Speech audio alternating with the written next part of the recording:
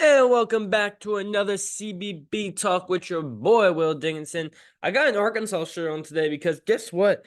It's the first time that, maybe I'm a little prideful to wear an Arkansas shirt this basketball season. We won't really even talk about that game, but we had a lot of interesting results. Number one gets taken down. UConn gets their longest win streak in the nation snapped at Creighton. But do I move them in my top 25? We can talk about that in a little bit. A lot of really good games over the past 2 days. We got to talk about them. So let's start on Monday, where we had a top six matchup, a top five matchup in my mind. It was Houston versus Iowa State in a real big game here. A team, two of the best defenses in the nation squaring off. We expected a really good fight between these two teams. And in the first half, it looked like it was going to be, a game that could be decided in the lower 60s, higher 50s. In the second half, Iowa State starts to shoot the three ball amazingly, and they make it a game, but Houston holds on 73-65 to get an 8-point victory. The Cougars, man, they're a national champion contender, no doubt about it. Jamal Shed, he proved he's one of the best guards in the nation, point guards at least. He's a top 3 point guard in the nation in my mind. 26 in this one, 6 assists, 2 for 3 from 3, 12 for 13 from the line here. He really put this game away. He also does on the defense end. We see 3 steals from him. He's really just the leader of this team, the heart and soul of this team. And they have 3 guys in the backcourt that can win you games. Emmanuel Sharp had 20 in this one. He is not afraid at the moment. And LJ Cryer struggled, but we know what he can do. Yeah, Houston is very, very good. We've known this, but they get their get back against Iowa State, who beat them earlier in the year. I think this proves Iowa State's still a very, very good team. I only moved them down one spot to number 6 overall. Overall in the nation, we saw Taman Lipsey really struggle in this one. The first half, they just really could not put the ball in the basket. It was the problem. They missed a lot of open threes, couldn't finish around the rim. The second half, those threes started to fall, and we saw, that game kind of change to where, Iowa State made it competitive. But that first half really just put them down, and Houston, hit their free throws, stayed composed, and they played Kelvin Sampson type basketball, and that's why they won this game. Houston is legit. They are the best team in the Big 12 in their first year. And I think that's just so impressive to see how Houston just came in on they've had doubts about being in the American. They've had some March success. Look, they made the Sweet 16 last year, the Elite 8 year before. On the Final Four the year before, so they've had good March success, but they haven't been able to get over that hump. And they come into the Big 12. Many people had doubts on it, how they were going to, change and if they were going to be able to adapt quick enough to be into the best conference in America. They've done it. They're ranked second in the nation. They're 23-3. They have 3 losses in conference play, and they beat Iowa State. And I think Iowa State's a really, really good team. I don't know how much I'm going to like them in March with their offense. If Gilbert can be that guy, then maybe. Again, this Iowa State team is more of a win by committee type team, but they're still very good. And they gave Houston a good run on the road, which really not many teams are winning that game. And they gave them a really good shot. They didn't get the job done, but I only moved Iowa State down 1 to number 6 in the nation. And then Virginia got their ass beat by Virginia Tech. I have Virginia still ranked in my top 25 going into this game, and they did not help me there. They were down 16-36 at half. They ended up losing by 34. They scored 41 points. The last 2 games, Virginia's combined for 90 points offensively. That's just bad. It's just embarrassingly bad. McNeely ended up getting to double figures, had 11 points in this one. No one else did. Yeah, Virginia's just they're not a great team. This is what they've been the last couple years, is a decent squad who has really great moments, but then we'll have games like this where you're just like, what are they doing?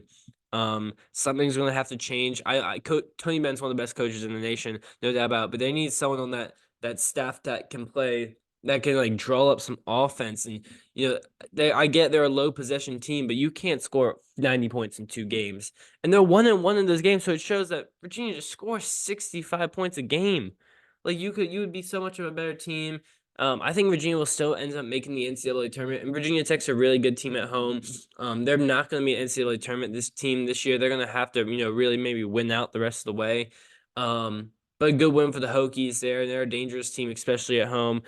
Tough loss for Virginia there. And this is going to drop them down maybe to a 10 seed. They could be on the bubble if they got a big game against Carolina on Saturday that if they lose, they're going to really get back in the bubble conversation. But let's get to yesterday, where there was a lot of big games and some very notable results that we have to talk about, man. That really affected my top 25. And we'll see, what I do with the Huskies. First, we'll start in the Big East. Villanova took down Butler. Good win there for the Wildcats. I think this win gets them back into the right side of the tournament. Butler now is on a 3-game losing streak. I thought they were on the right side of the bubble, and now they're definitely not on it. Good game there. Eric Dixon, 22. Villanova's playing better basketball right now. They got to keep it going, though. I believe they still have to host UConn, which could be a very, big game for that team.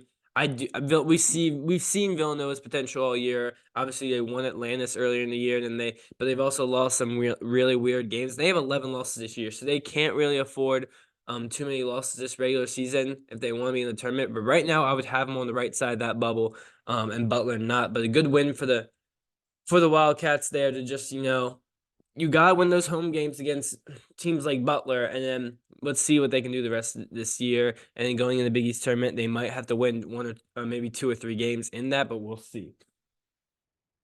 I Warriors are Arkansas short because they just knocked Texas A&M pretty much out of the NCAA tournament, and with a road win. Tremont Mark had 26. Yeah, really disappointing year for the Aggies. We always just assumed they would kind of turn it around, and they just haven't. Some people still had them in the tournament. I didn't have them in the tournament before this game, and I don't see a world where they make it unless they win the SEC championship or the tournament. Syracuse, good road win at State. I mean, they almost blew the game at the end. DJ Horn's been on a tear this year, especially recently at 32 for State. But Bell hit 8 threes in the first half, finished with 26. I thought Syracuse could be an NCAA tournament team this year. I'm not sure if they end up being, but they're a dangerous, dangerous team. And I'm sure they're going to be in that 8-9 game in the ACC tournament, which they always are. And maybe if they can win 2 games in the ACC tournament, then we can start having a conversation about where they can make it. Iowa took down Michigan State. Look, this is just Michigan State loses a home game to Iowa, man. You can't do that, Michigan State. You're down 12 at half. You end up losing by 7. Malik Hall had 16, but Sanford had 22 for Iowa. It's just a bad loss there for the Spartans. A team where I was considering having them ranked going into the day because, they've been playing really good basketball of recent, and then they go lose a home game to Iowa. I think Iowa, this kind of puts them back into a chance making the NCAA tournament. I still wouldn't have them really on the bubble, but they're, a couple, they can win, if all their games will only lose one more, then we can have a real conversation about Iowa. Michigan State, this puts you right back on that bubble conversation. You are comfortably in. I think you're still sitting at like an 8-9 seed right now, but you just can't lose a home game to a team that's inferior to you. And a bad loss there for the Spartans. Something you just don't want to do is lose one of those games that really impact. I was literally going to have Michigan State ranked coming in today if they won that game, and they did. I got blood on those. I'll be right back. All right. Other notables, let's look about some other games. I don't know what I'm saying. Like, I didn't know a good segue after I paused it. I guess for you, it's not really a pause. It's just like 1 second. For me, it was like 2 minutes. Tennessee survives at Missouri. Man, that would have been a really. I don't know if Missouri. I don't think Missouri's won a game in the conference, if not just one. Only winning by 5. They were down at half. They didn't have a great game from Connect. I got Tennessee ranked 4th. They could be 5th. I think them and Arizona are very interchangeable. I have them 4th. They didn't lose, so it's hard to drop a team when they just don't. When they win, it's hard to drop a team when they win. This isn't a great win, but a win's a win. A win's a win, and at the end of the day, yeah, they did obviously want to win by more than 5 against Missouri, but they didn't lose. So I gotta give them some sort of credit. But here was the big game of the big game of the night was UConn going into Creighton, and they ended up losing by 19. I did say before this game, I think UConn's gonna lose. Uh, it just felt like Creighton was gonna come in home, have the obviously the atmosphere for that game, and they shot the ball. I mean, incredibly. They shot 50% from three, and they just were dominant. UConn went 3 for 16, so that's really the difference there. Um, Stephen Ashworth in that first half was just insane. I think he had like 14 points in that first half. Really controlled the game.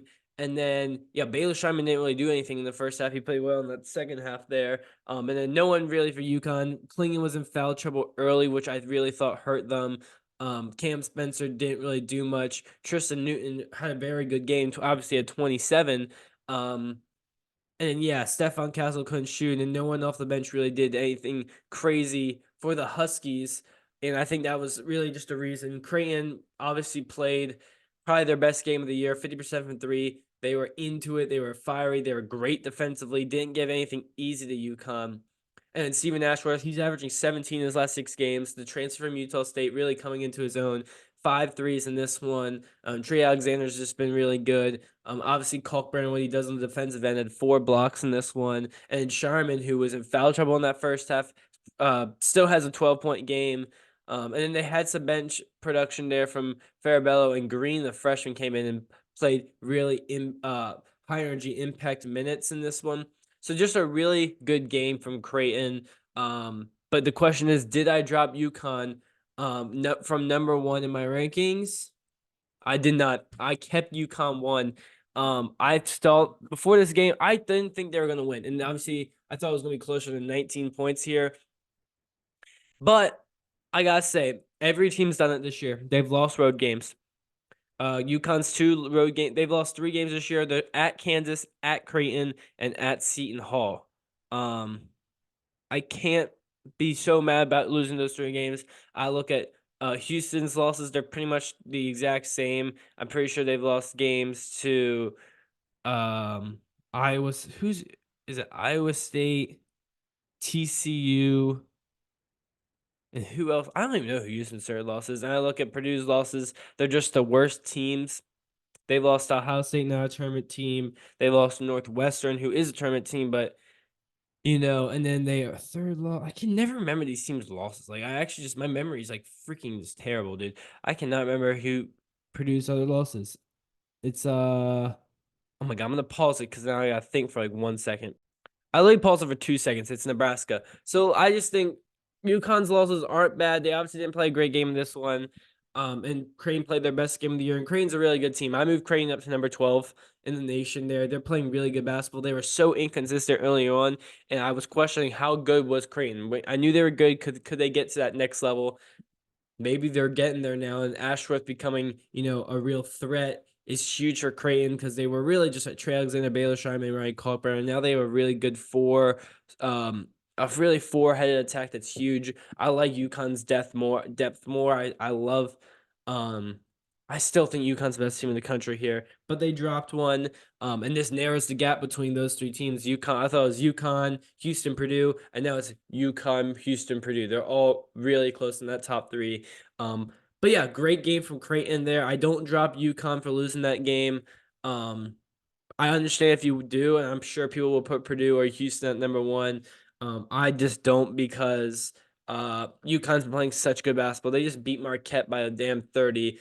They're going to have a letdown. Then you have to go on the road against Creighton. I'm not too surprised they lost the game. I thought they would. BYU took down Baylor at home by 7 there.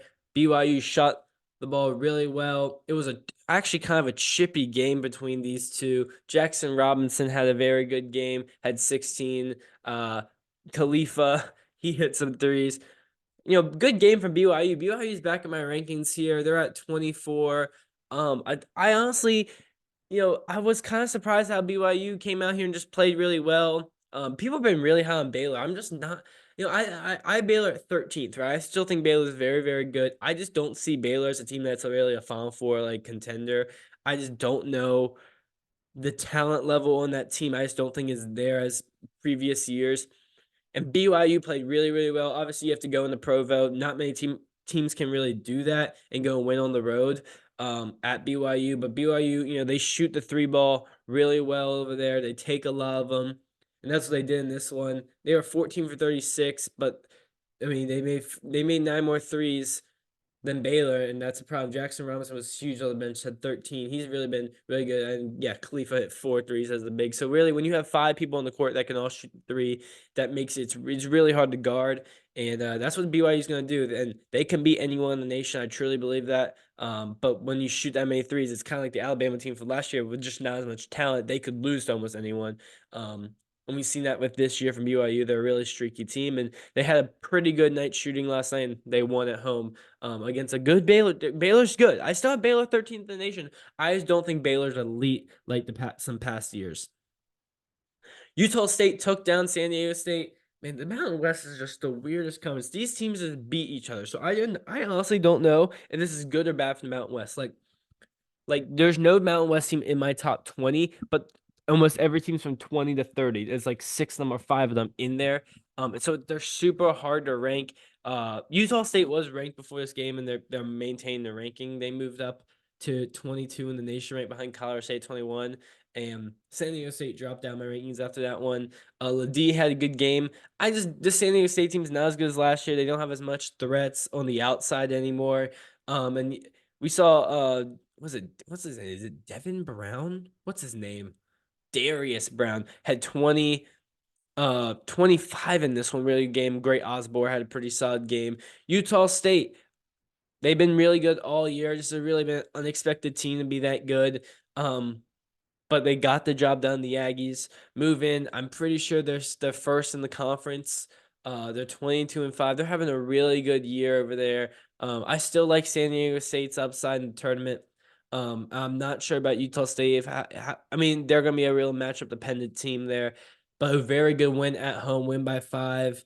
San Diego State definitely could have came back, and Utah State, held the home court and got the win there. So a good win from the Aggies there.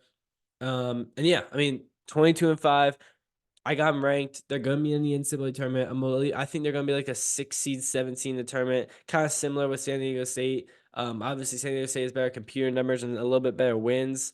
But I think both these teams will be around the same spot going into March. And that Mountain West tournament, I've been saying it all year, it's going to be a gauntlet, and that's going to be huge to determine tournament seeding. And the last real notable game of the night was Texas Tech taking down TCU by 1 at home. This was such a good game there, back and forth there. And Texas Tech ends up hitting like pretty much a game winner at the end of the game there to go and avoid a home loss there. The Red Raiders, I got them in my top 25 back at 25. Pop Isaacs had a good game there. And I like TCU a lot. I still think TCU is going to be a dangerous team in March. Pop Isaacs 19. Darius Williams not Darius Williams. It's I can never remember these dudes first. Darian Williams had 14 there. Joe Toussaint had 14. It was a good team effort in there. McMillan, struggles. He's had some really good games on the bench there. And to be fair, Texas Tech did not shoot. Neither team really shot the ball great in this one. And that's the game where you thought TCU would be able to pull off a little bit of an upset there. Anderson, had 15 on the bench. They had a lot of good bench production right there from TCU. It's good to see. Because not a lot of college basketball teams had it. They had over 30, I think 38 points off the bench in this one. And that's huge. If you can have depth like that, you can be very dangerous in March. And I like TCU a lot, but a great win from Texas Tech. They get the home victory there, and I got them back to being ranked. But shout out to TCU for really giving them a good run.